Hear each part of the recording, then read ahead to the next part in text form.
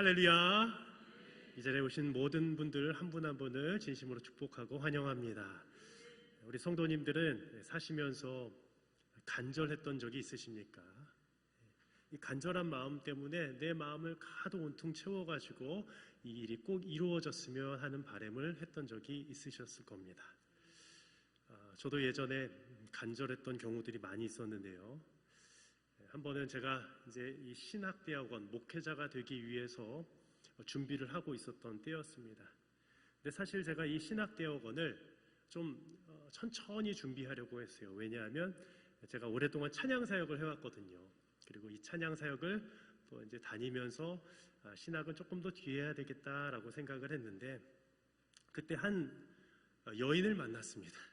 그 여인이 저에게 다가왔는데 그 여인의 한눈에 반해버렸고요.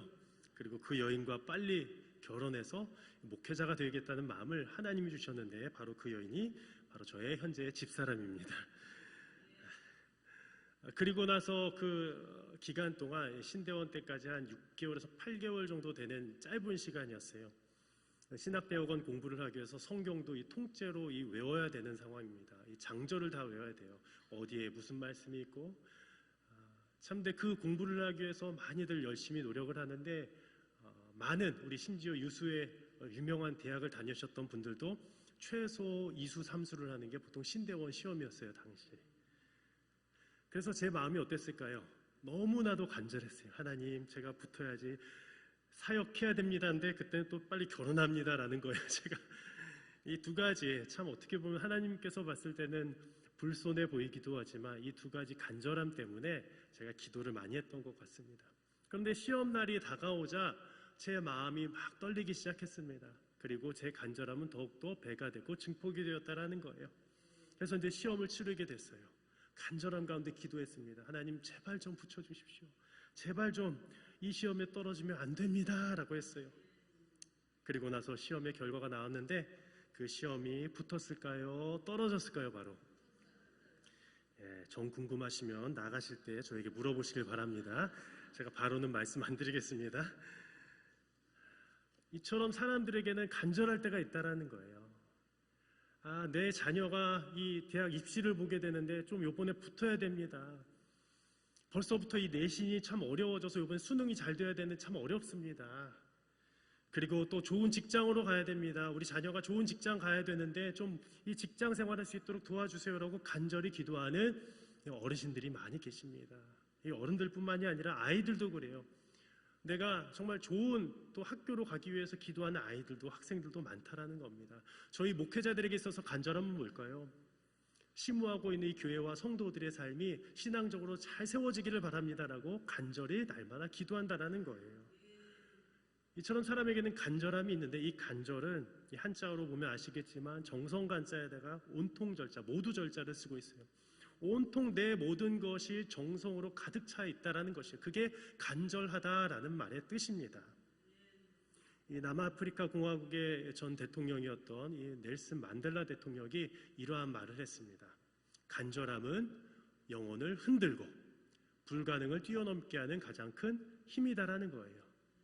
이 간절함이야말로 우리의 영혼을 흔든다라는 거예요. 우리의 영혼뿐이겠습니까? 간절함이 있을 때 이 상대방의 영혼도 같이 반응을 합니다. 뿐만 아니라 우리 하나님 아버지의 마음도 그것에 반응을 하신다라는 거예요. 바로 간절함이 있을 때 말이죠. 오늘 말씀 가운데에도 한 간절함으로 부르짖던 여인이 나옵니다. 우리가 알고 있는 한나라는 여인입니다.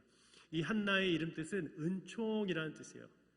헤헨나라는 히브리에서 왔는데 바로 은혜라는 뜻입니다. 하나님의 은혜로 가득하기를 바라던 그 부모의 마음이 남겨진 이름이 바로 한나였습니다. 그런데 그녀의 삶은 결코 은혜롭지 못했어요. 은혜가 없는 삶 같았어요. 왜 그랬습니까? 우리가 잘 알다시피 그녀에게는 무자했기 때문이에요. 아직 자녀가 없었습니다. 그 당시 히브리 시대 가운데에는 자녀가 없었던 것은 참으로 안타까운 것으로 여겨졌고, 또 그로 인하여서 그 고통은 말로 다 할 수가 없었다라는 것이에요. 그래서 그의 마음은 타들어가고 있었는데, 더욱더 그 마음이 힘들었던 이유는 이 남편의 후처였던 브닌나가 그의 마음을 격분시켰다라고 성경은 기록하고 있습니다. 격분시킨 거예요. 화나게 하는 거예요. 우리도 직장에서 누군가가 나를 계속 부추기고 화나게 하는 사람들이 있습니까? 없습니까? 예, 다 없는 표정이신데 있습니다. 예, 있습니다. 저는 교회 가운데 그런 분들 한 분도 안 계십니다. 예, 너무 처음이라서 그런가요? 예, 앞으로도 없을 줄 믿습니다. 예, 화나게 해서는 안 돼요. 혹여나 저도 이 자리에는 저 목사도 누군가를 실수로 화나게 할 수도 있을 것 같아요. 오해하여서. 그렇다면 꼭 용서를 구합니다. 그 오해를 푸셔야 돼요. 목회자와 성도들의 오해도 풀어야 돼요. 그런데 계속 화나게 하는 사람이 있다라는 거예요. 계속 나와 마음이 맞지 않는데 억지로 그 일을 행하게 하고 계속 나를 계속 욕하고 음해하는 사람이 있을 수 있다라는 거예요. 그 사람이 바로 한나의 옆에 있던 분인나였다라는 거예요. 그래서 오늘 성경에는 오늘 6절에 괴로움이 더했다라고 기록되어 있었어요. 괴로움이 더한 거예요. 안 그래도 은혜 받지 못한 것 같아서 힘든데 괴로우니까 얼마나 힘들겠습니까? 근데 이 괴롭다라는 말이 히브리 원어를 보면 우레소리라는 표현으로 다른 성경에서 쓰였어요. 즉 괴로움은 무엇이냐? 당시의 유대 사람들은 천둥이 치고 그 소리가 들릴 때에 마음이 괴로웠어요. 두려웠습니다. 떨렸습니다. 그리고 마음이 번민으로 가득 찼습니다. 그게 괴로웠다라는 거예요. 우리들 천둥 번개 칠 때 아이들이 우르르르 달려오잖아요. 부모님의 방으로 달려옵니다. 왜요? 무섭기 때문이에요. 그리고 그 마음이 혼란스럽기 때문이에요. 바로 이 한나의 마음이 그랬다라는 거예요. 그래서 그녀는 어떠했습니까? 바로 울고 먹지도 않았다는 거예요. 음식이 들어가지 않았다라는 거예요.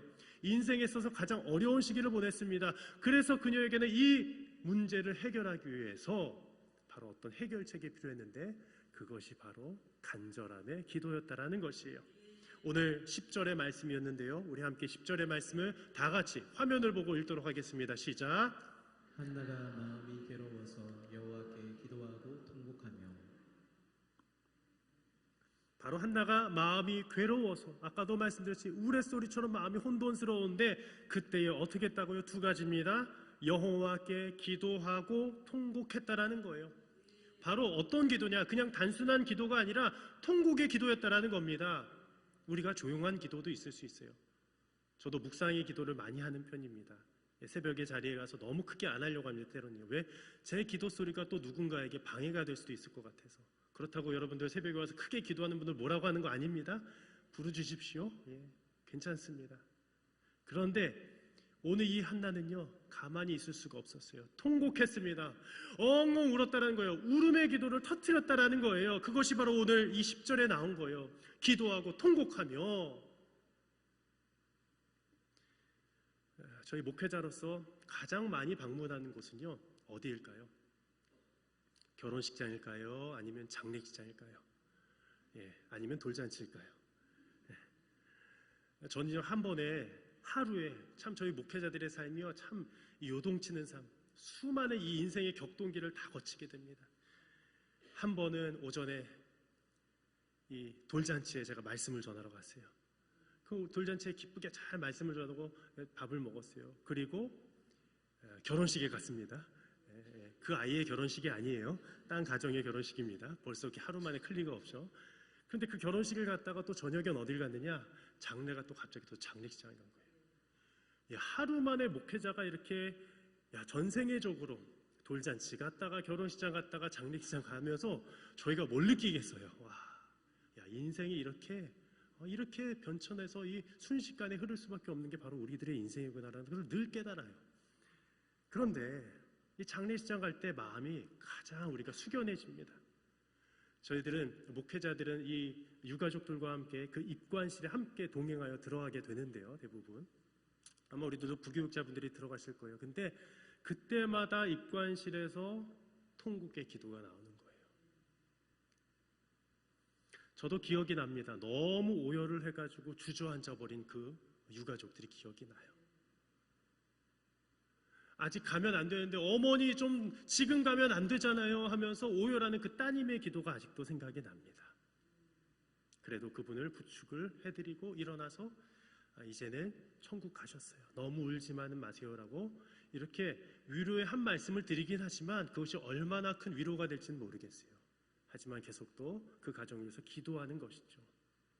그리고 천국 소망을 계속 품도록 저희들은 기도합니다. 이처럼 오열하는 거예요. 한 번은 한 자녀가 있었는데 그 자녀가 먼저 세상을 떠나게 됐습니다. 초등학교 6학년에 이 세상을 떠났는데 너무나도 아팠어요. 그 모습을 보면서 누가 가장 아파요? 이 세상에서 가장 큰 아픔은 자식을 먼저 떠나보내는 것이라고 하는데 얼마나 오열을 하셨는지 모릅니다. 눈물, 콧물 다 쏟아내는 그 기도. 우리가 평안할 때는 그 기도가 나오지 않는다라는 거예요. 그런데 그런 위기의 상황에 어려울 때 보면 통곡의 기도가 나올 수밖에 없는 거예요. 근데 오늘 이 기도가 어떠한 기도였는지 오늘 11절에 기록하고 있는데요. 우리 11절 말씀도 한번 화면을 보고 함께 읽어볼까요? 함께 읽습니다. 시작. 서원하여 이르되 만군의 여호와여, 만일 주의 여종의 고통을 돌보시고 나를 기억하사 주의 여종을 잊지 아니하시고 주의 여종에게 아들을 주시면 내가 그의 평생에 그를 여호와께 드리고 삭도를 그의 머리에 대지 아니하겠나이다. 아멘. 한나의 이 기도문을 보면 통곡의 기도였는데 그러함에도 불구하고 소망을 놓치지 않았다라는 거예요. 주님께 기도합니다. 저를 돌보아 주시고 저를 기억하여 주시옵소서라고 기도하고 있는 거예요. 따라서 우리 성도님들 기도 가운데에 이 두 가지는 꼭 잊어서는 안 됩니다. 날마다 기도해야 되는데요. 그 기도는 하나님 저 좀 돌보아 주시옵소서. 우리 한번 고백해볼까요? 하나님 저를 돌보아 주시옵소서. 아멘. 돌보아 주실 줄을 믿습니다. 그리고 두 번째 기도는 하나님 저를 기억하여 주시옵소서. 아멘. 기억하여 주실 줄을 믿습니다. 아멘. 돌보시고 기억하사라는 이것은 이 히브리 단어 중에서도 너무 중요하기 때문에 이 창세기 출애굽기에서 계속 반복되어서 나오는 것인데 바로 우리가 아는 이 출애굽기 2장 24절의 말씀에 보면 이런 말씀이 있어요. 하나님께서 이스라엘 백성들을 돌보시고 기억하셨더라라는 말씀이 나오는 거예요. 그리하여서 이 아브라함과 이 이삭과 야곱에게 행하셨던 그 언약을 기억하셨다고 이 성경은 분명히 기록합니다. 즉 하나님은 돌보시고 기억하시는 하나님이신 줄을 믿습니다. 우리들은요 어떤 것을 기억하고 있습니까? 안 좋은 것들을 기억 많이 합니까? 힘든 것들을 기억합니까? 아니요. 하나님은 무엇을 기억하라고 하시느냐면 나 자신 하나님을 기억하라고 오늘도 말씀해 주시는 거예요. 오늘도 너희들의 일상 가운데서 다른 사람이 아니라 나 하나님이 기억되시기를 원한다. 그래서 이 기억의 장소로 이 예배의 장소로 오늘도 불러주셨구나라고 오늘 하나님이 말씀해 주신다라는 거예요. 그 기억의 기도 가운데에는 오늘 서원의 기도로 또한 나아가고 있죠. 오늘 하반절이었습니다. 화면 다시 한번 보여주실까요? 주의 여종에게 아들을 주시면 내가 그의 평생에 그를 여호와께 드리고 삭도를 그의 머리에 대지 아니하겠나이다라고 서원하고 있어요. 즉 무엇이냐? 이 간절함의 기도는 이 기억해달라는 기도로 나아갔고 이 기억의 기도는 바로 서원의 기도로 나아갔다라는 것입니다. 즉 우리가 간절할 때에 하나님 앞에 때로는 이런 말을 내뱉을 때가 있어요. 하나님이 이런 어려움 상황 가운데서 해결해 주시면 저는 이러이러하도록 하겠습니다. 하나님의 뜻에 더 순종하겠습니다라고 기도하시는 분들이 계실 수 있어요. 그런데 이 기도가 과연 나쁜 것이냐? 아니에요. 그렇게 기도할 수 있습니다. 한나도 그렇게 기도했습니다. 왜냐하면 이것은 그 하나님께서 나이를 서원의 자리로 그 헌신의 자리로 불러주신 또한 새로운 자리이기 때문이에요. 왜 하나님이 우리에게 그런 어려움을 주시고 간절함을 주시고 그 간절함에 기도를 드리게 하여 주시고 나아가서 서원의 기도를 드리게 하시느냐? 그것은 바로 하나님께서 우리의 헌신을 기다리시기 때문이라는 것이에요. 따라서 우리들도 오늘 눈물로 기도할 때 이렇게 기도했으면 좋겠어요. 하나님, 나의 삶과 환경이 바뀌기를 원합니다. 이 환경을 역전시켜 주신다면 하나님, 저에게 그러한 은혜를 베풀어 주신다면 저는 하나님 앞에 더 헌신하고 봉사하겠습니다라는 그 기도, 이 오늘 한나와 같은 기도가 우리 꿈의 숲교회 성도님들 가운데 온전히 넘치기를 소망합니다. 중요한 것은 하나님께서 그 기도를 응답해 주셨다는 것이겠죠. 오늘 말씀 가운데 어떻게 응답해 주셨는지 우리 함께 살펴보기를 원합니다. 첫 번째, 하나님께서는 간절함이 담긴 오랜 기도에 결국 응답하시는 분이십니다라는 거예요. 오늘 12절 말씀이죠. 우리 12절 말씀은 우리 여러분들만 한번 봉독하도록 하겠습니다. 시작. 그가 여호와 앞에 오래 기도하는 동안에 아멘. 저는 오늘 이게 주제의 말씀이었어요. 그가 한나가 여호와 앞에 오래 기도하는 동안에라고 기록되어 있어요. 즉 그녀의 기도는 짧게 기도하는 동안에가 아니었어요. 오래 기도했습니다. 우리 성도님들 가운데에도 기도 한 5분, 10분 하면요, 더 기도할 게 없는 분들이 계실 수 있습니다. 그러할 수 있어요. 그런데 하나님은요, 오랜 기도의 자리로 머무르게 하실 때가 있습니다. 그때가 바로 간절함이 있을 때예요. 내 자녀가 아프다고 하면요, 짧게 기도할 수 없습니다. 오래 기도할 수밖에 없어요.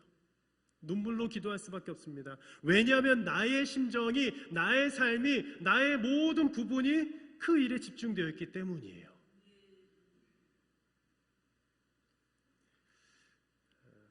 영국에 가보면 이 버밍엄에 칼스 레인 철치라고 있습니다. 지금도 있는데 그곳에 존 엔젤 제임스 목사님이라는 분이 1847년에 간절 목회, 영어로는 An Earnest Ministry라는 책을 내셨습니다. 그 책 가운데 이런 구절이 있어요. 간절함에 대해서 소개하고 있는데요. 제가 읽어드리겠습니다. 사람의 마음이 여러 가지 대상을 동시에 집중하거나 그 모든 대상에 같은 분량의 마음을 쏟는 일은 불가능합니다. 간절한 열심을 가진다는 것은 사람이 자신의 마음과 생각을 완전하게 장악하고 있는 단 한 가지의 절대적 대상에 집중하고 있다는 것을 의미합니다라고 이야기했습니다. 이 목사님은 이 영국 교회에서 아주 중요한 역할을 감당했던 목사님 가운데 한 분이셨는데 이러한 말씀을 하셨어요. 그분의 평생의 목회를 정리하면서 목회 가운데에 간절한 열정, 파토스가 없으면 어떻게 교회가 유지될 수 있으며 성도들이 신앙생활할 수 있는가라고 매 주일마다 설파하셨다라는 거예요. 제가 좋아하는 목사님 가운데에도 한 분이 있는데 그분을 또 싫어하는 분이, 저는 청소년 사역 때부터 그분의 설교를 많이 들었어요. 분당에 있는 한 교회 청소년 사역을 하셨던 목사님입니다. 그분의 설교를 매일 들어보면 늘 열정이 있는 거예요. 그리고 실제로 그 복음대로 살려고 부단히 노력하고 애쓰는 거예요. 그 청소년 아이들을 먹여주고 입혀주고 하느라 전 생애를 바쳤습니다. 그리고 개척을 하셨는데 그 열정이 그대로 지금까지도 남아있는 것을 보면서 열정이 있어야 되는구나. 열정이 없으면 안 되는구나. 그런데 그 열정은 어디로요? 분산되어 있지 않다는 거예요. 주의 산만하지 않다는 거예요. 간절함은 한 곳으로 모여야 되는데 그곳이 어디냐? 바로 우리 하나님께로 온전히 집중되어야 함을 오늘 이 제임스 목사님은 말씀해 주셨다는 거예요. 두 번째는 하나님께서는 기도자의 마음이 하나님과 온전히 연결되기를 바라신다라는 거예요. 오늘 15절 말씀입니다. 15절도 우리 성도님들께서 함께 읽어주시길 바랍니다. 시작. 한나가 대답하여 이르되 내 주여 그렇지 아니하니이다. 나는 마음이 슬픈 여자라. 독주나 포도주를 마신 것이 아니요 여호와 앞에 내 심정을 통한 것뿐이오니. 아멘. 오늘 말씀에도 이 한나의 기도는 온전히 하나님과 연결되기를 소망했습니다. 그런데 이 상황을 보면 한 사람이 나오는데 이 한나 외에 그 한나의 기도를 지켜보던 사람이었습니다. 바로 대제사장 엘리였습니다. 그런데 이 한나의 기도가 변하는 것을 우리가 말씀 가운데 보세요. 통곡의 기도를 하다가 오늘 여기서는 입이 중얼중얼 거리는 거예요. 즉 통곡의 기도를 계속하면 힘들어요. 그러다가 또 조용히 묵상의 기도로 나아갈 수 있습니다. 바로 그러한 상황 가운데 엘리가 보게 된 겁니다. 입만 중얼거리고 있으니까 당시 유대인들의 기도는 소리를 내서 기도하는 건데 입만 중얼거리니까 술 취한 줄로 생각한 거예요. 오늘 이 13절에 그가 취한 줄로 생각한지라. 그런데 문제는 무엇입니까? 이 엘리는 잘못 판단했어요. 왜 그랬습니까? 바로 영적으로 어두웠기 때문이라는 거예요. 우리가 신앙생활하면서 조심해야 될 것은 누군가의 기도를 보면서 저 사람의 기도 너무 드러내려고 하는 것 아니야? 라고 판단할 때가 있어요. 그리고 그 사람의 기도 과연 이루어 주실까라고 판단할 때가 있어요. 하지만 기도는 판단하는 것이 아닙니다. 기도는 하나님께 올려드리는 것입니다. 아멘. 그리고 누군가가 좀 잘못된 기도를 하는 것처럼 보일 때 그거를 내려놓으시고 그 기도에 응답하신 하나님께서 다 인도하시는 것이지, 누구의 기도가 맞다, 내 기도가 맞다, 그 사람의 기도는 틀렸다라는 것이 아니에요. 기도는 나와 하나님과의 온전히 1대1의 관계가 기도인 거예요. 바로 그것이 기도입니다. 그런데 이 대제사장은 판단했어요. 심지어 잘못 판단했습니다. 영적으로 눈이 어두워서 술 취한 줄로만 알았습니다. 그런데 한나는 간절한 기도를 드리고 있었다는 것이에요. 이렇게 고백했죠. 다시 한번 말씀 띄워주실까요? 여호와 앞에 내 심정을 통한 것뿐입니다. 우리 함께 고백합니다. 시작. 여호와 앞에 내 심정을 통한 것뿐입니다. 아멘. 여호와 앞에 내 심정을 통한 것뿐입니다. 여호와 앞에 내 심정을 통한 것뿐입니다. 하나님께 기도만 드린 거예요. 하나님께 기도할 뿐입니다라고 고백하는 거예요. 이러한 기도가 여러분들의 고백이 되기를 소망합니다. 다른 사람 앞에서도 아니에요. 기도는 사람 앞에가 아니라 하나님 앞에 드리는 것이 기도인 줄을 믿습니다. 내 심정을 토하는 거예요. 히브리어로 네페시, 내 생명, 내 호흡, 모든 것을 담고 있는데 통하다. 이 무르듯이 통하다라는 거예요. 즉 쏟아 붓는 거예요. 즉 나의 생명과 호흡과 모든 것이 하나님 앞에 쏟아 부어지는 그 장면이 바로 이 모든 기도의 시간이라는 것이에요. 예수님께서도 겟셋마네 동산에서 기도하실 때 이러하셨습니다. 내 뜻이 아니라 하나님의 뜻대로 되기를 원합니다 라고 고백하시면서 그 땀방울이 핏방울이 되도록 기도하셨어요. 실제로 그렇게 됐다라는 거예요. 많은 이들은 그것을 그냥 표현한 것뿐이다라고 얘기하지만 그렇게 성경은 분명히 기록하고 있습니다. 하나님이 그토록 이 모든 모세혈관이 터지도록 기도하게 하셨어요. 예수님은 가장 고통의 자리, 힘든 자리, 어려움의 자리였기 때문에 간절할 수밖에 없었습니다. 그리고 그 구원이 이루어져야지 이 모든 인류가 구원받기 때문에 간절함의 기도를 드릴 수밖에 없었던 분이 바로 우리 구주 예수님이셨습니다. 그 예수님께서 기도하셔서 우리 성도님들이 이 자리에 앉아 계시다라는 거예요. 세 번째로 하나님께서는 기도하는 자에게 평안한 마음을 허락해 주시고 일상으로 돌아갈 수 있는 은혜를 베풀어 주십니다. 아멘. 우리 17절 말씀입니다. 17절도 함께 읽어볼까요? 시작. 엘리가 대답하여 이르되 평안히 가라. 이스라엘의 하나님이 내가 기도하여 구한 것을 허락하시기를 원하노라 하니. 아멘. 이 하나님께서는요 영적으로 얻었던 엘리를 통해서라도 한나에게 말씀하게 하여 주셨습니다. 그 말씀은 샬롬이었습니다. 평안히 가라. 이스라엘 하나님께서 내가 간구한 것을 허락하시기를 원하노라 라고 기도했어요. 그리고 나서 이 18절에 이 한나의 고백이 나오게 됩니다. 이 고백은 제가 읽어드리겠습니다. 이르되 당신의 여종이 당신께 은혜 있기를 원하나이다 하고 가서 먹고 얼굴에 다시는 근심빛이 없더라. 아멘. 당신의 여종이 당신께 은혜 있기를 원하나이다라고 고백하는 거예요. 우리의 기도 제목 가운데 이 기도의 제목도 있어야 되는 거예요. 즉 하나님 나를 돌보시고 기억해 주십시오라는 기도의 제목뿐만 아니라 하나님 나에게 은혜를 베풀어 주시옵소서. 하나님 오늘도 저에게 은혜를 입기를 원합니다. 아멘. 이 기도가 고백되어졌다라는 것이에요. 그리고 나서 그녀는 다시 음식을 먹기 시작했습니다. 우리가 힘들 때에 음식이 닿지 않는데 음식을 먹었다라는 것은 마음이 평안해지고 몸이 회복되어진다라는 것이에요. 그리고 힘을 내어서 더 이상 얼굴에 근심빛이 사라지게 됩니다. 왜냐하면 하나님의 영으로 가득 채워졌기 때문이에요. 말씀을 마무리하면서 아까도 이 칼스레인 교회를 섬기셨던 제임스 목사님의 이야기로 마치도록 하겠습니다. 그의 아버지는 사실 명목상 신자였습니다. 사실 신앙심은 어머님이 더 깊으셔서 그 어머님의 기도로 그가 목회자가 되게 되고 그리고 헌신하게 되었다고 그는 고백해요.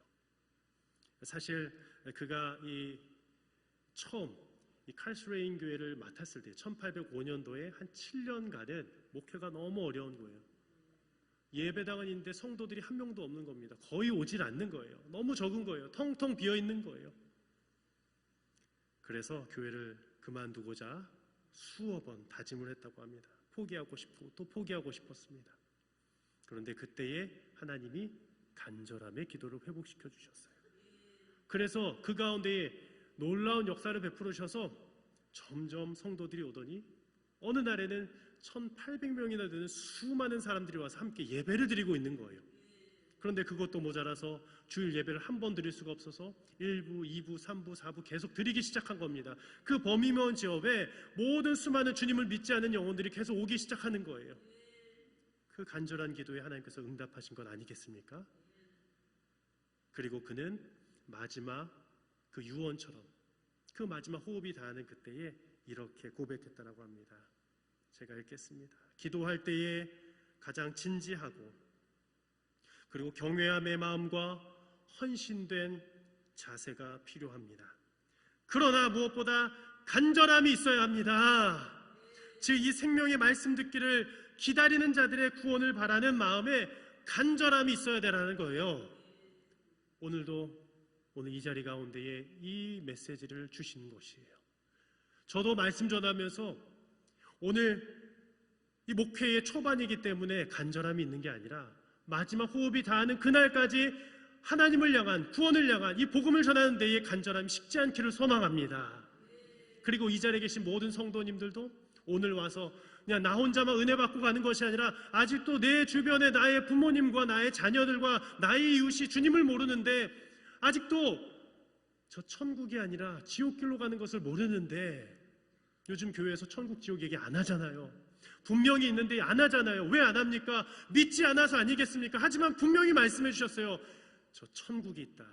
예수 그리스도를 믿을 때에만 그곳에 갈 수 있다라고 말씀하시는 그 구원의 복음이 오늘도 말씀 가운데에, 간절함의 기도 가운데, 간절함의 예배 가운데에 부어주시고 은혜 베풀어 주실 줄을 믿습니다. 바라기를 우리들의 모든 우리 꿈의 숲교회 성도님들의 삶 가운데에 이 간절함의 기도가, 간절함의 예배가, 간절함의 찬양이 다시금 회복되어지기를 진심으로 축복하며 기도합니다.